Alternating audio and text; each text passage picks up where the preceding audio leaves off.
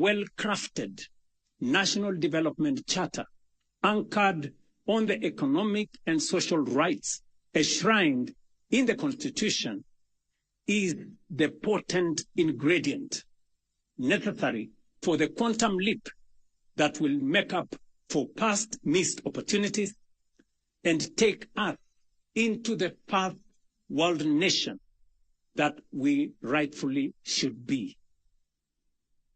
Fellow citizens, Article 3 of our Constitution places a solemn obligation upon every Kenyan to respect, uphold, and defend the Constitution.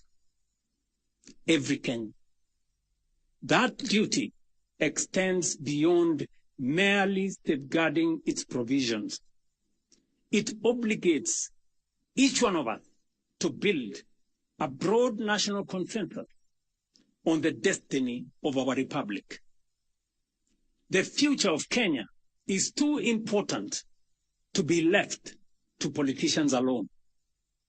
It must be imagined, shaped, and built by each one and all of us. Patriotism, therefore, is not only measured by what we say about our country. It is also measured by what we contribute to it, what we build for it, and what we protect within it.